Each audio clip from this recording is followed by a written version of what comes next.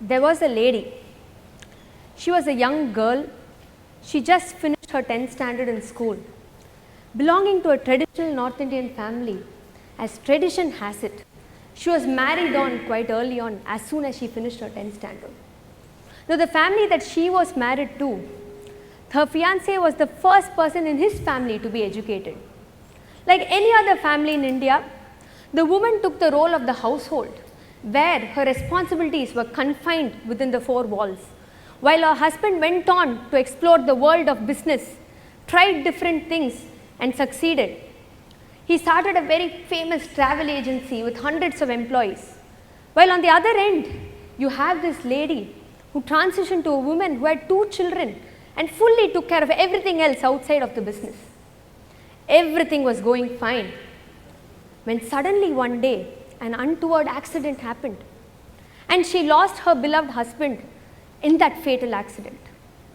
Within an overnight, the world as she knew it completely changed, and she had to redo everything. She not only had to fend for herself, but also for her 2 sons and the entire 100 families of employees who were dependent on her. But she did with so much grit and determination.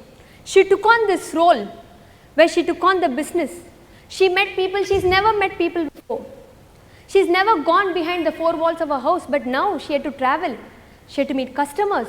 She had to have collaborations with agencies, and she did it all so well.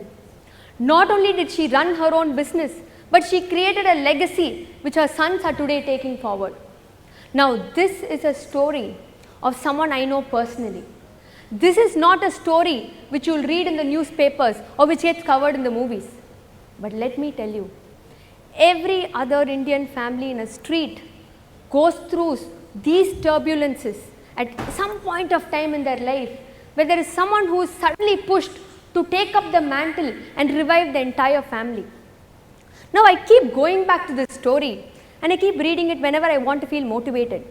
It also indicates to me that success and motivation can come at any age. But every time I go through it, there is one drawback that keeps striking me.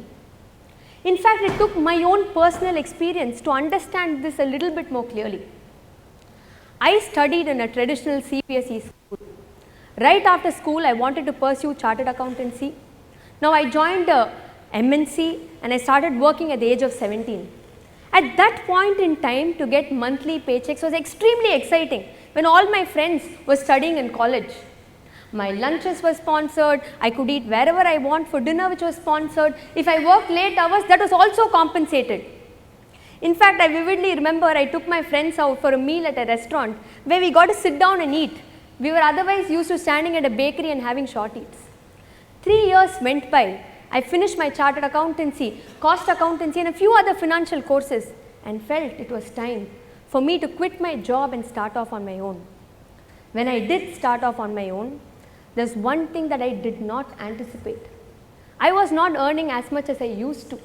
I did not get that paychecks being credited to my account every month. My lunches and dinners were no longer sponsored. And that's when I realized, despite being a chartered accountant, despite being extremely financially sound, I was not privy to what is investing, how do I save money, what do I do with the money I earned. I thought keeping it in my bank account was a very sound practice, or putting it in fixed deposit, but my money was not multiplying. And at that point, well, sure, I knew the terms of finance, I knew what stock market was, but in reality, practically, we are never taught about it. And that's when I realized, when despite being in the field of finance, how many others who are not even privy to it, how are they managing their money?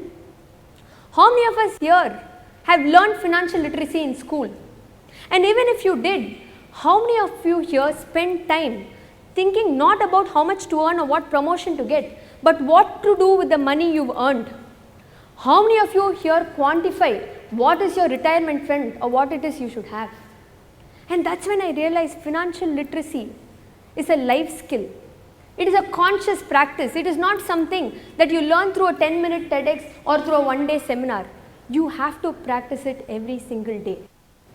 There was a man who was always clean-shaven, extremely crisp and good to look at. A gentleman decided to go up to him and ask him, because he was very curious. Every time he was so clean shaven and well done. So he went to him and said, "Sir, what is the secret? What do you do? How many times do you shave in a day?" Immediately the man said, "Sir, I shave 83 times a day." Now this gentleman was shocked. He said, "Are you a fool? What is wrong with you? Nobody does that. What is it worth?" And he said, "No sir, I am a barber." So you might think that you know finance, but let me tell you, it is a very different practice. It is something you consciously practice every single day. Financial independence, financial inclusion is a must for everybody irrespective of gender. Yet how many of us speak about it? How many of us talk about finance to our close friends or our spouse on a frequent basis or a confidant? In fact, a lot of you might even be scared to see your own bank statement and credit card statements. I was actually filing a return for a client and she was sitting right across me.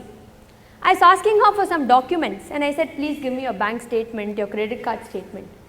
Immediately she opened her laptop and opened her email. She went to the deleted folder, her trash bin, and I saw a list of her credit card statements there.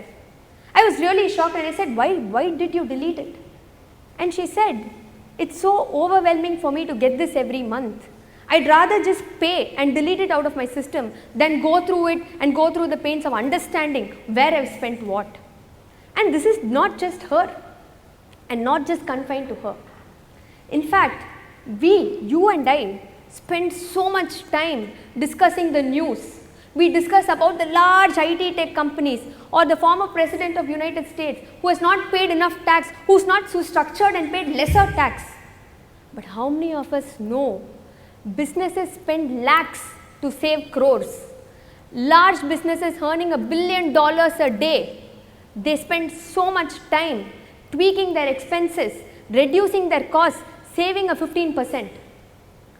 You and I, earning less than 1% of what that business makes in a day, in a year, shouldn't we be more careful with how we save our money, with how we keep that 15%?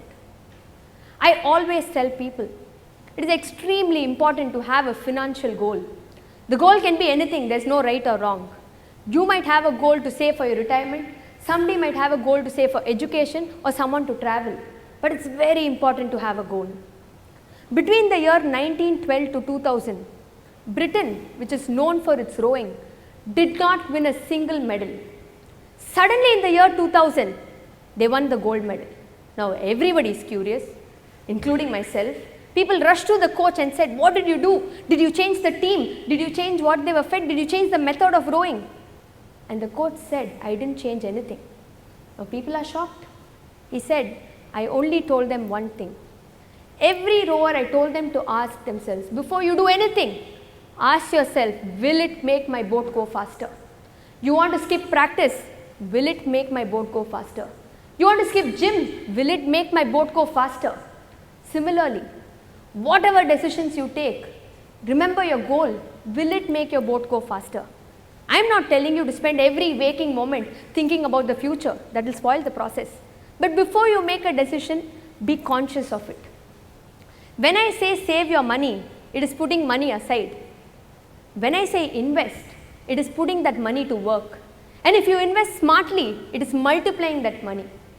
But everywhere, you should tread with caution. Cryptocurrency. When I say this word, immediately, maybe if I said it 12 months ago, there's a lot of excitement. It is the future of finance, there's so much change, everybody wants in it. But what happened to FTX? It was one of the largest foreign exchanges in cryptocurrency. What happened to FTX? While the founder was in the Forbes in 2021 to be a visionary in finance, he had the brand ambassador as Tom Brady, who's the Virat Kohli of the US. He had the Shark Tank founder, Kiran O'Brien, to promote it, to endorse it. But what happened? The cost of one coin, which was $85 in September 2021, today it is less than $1. Many of us who went in the belief that this was the next thing, we didn't really analyze it. We went because people believed in it, people endorsed it, people we look up to promoted it. What happened? Thousands of people, innocent people going through that belief, lost money. Am I saying cryptocurrency is bad? Absolutely not. It just has to be a well thought out decision. In the 1800s in India, there was a sudden outbreak of a lot of cobras. Now naturally there were deaths happening. So the ruler then came up with a very innovative plan where he said, let me give it to the people to find it. So he passed a rule and said, whoever brings a dead cobra, I will give them 1 gold coin. He incentivized people. Immediately, everybody started bringing the cobra. They thought the plan was extremely successful. But 2 months later, what they noticed, they were running out of gold coins. And at that point in time, they realized that people were actually breeding, they were farming cobras to kill them and bring it to the king. Being extremely angered by this, a new rule was passed where anyone who brought a cobra will be beheaded. The next day, there were more than 3,000 deaths in Delhi. What could have been 1,000 went to 3,000 because of brash decisions taken. So every decision we make has to be a conscious one. It has to be well read, which keys into your financial literacy. When I started my session, I said, every other Indian family goes through this, where there is a woman not involved in the finances, suddenly left at lurch to fend for herself and the family. Now many times I notice traditionally women are involved in the functional, in the design, in celebration, every aspect except when it comes to discussing business, discussing loans or discussing finance. In India, finance never makes it to the dinner table conversations. It is found to be extremely uncomfortable. So going through this journey and hearing all these stories, I decided to take upon myself to spread financial literacy, especially to empower women and make them feel more comfortable with the terms of finance and have a handle on their own finances. And I think it's extremely important. Very often we think of finance as a sword, where if you don't chop the vegetables, it might chop you. While the future of finance may seem daunting for all of us, I do not think it should be seen as a sword which is to be wielded, but it should be seen as a brush which can really paint a bright future for humanity. So it is on us to learn how to hold this brush, to learn how to paste the right colors, and we can even bring out a Mona Lisa for ourselves and our children. I've always wanted to say this. Thank you for listening to my TED Talk.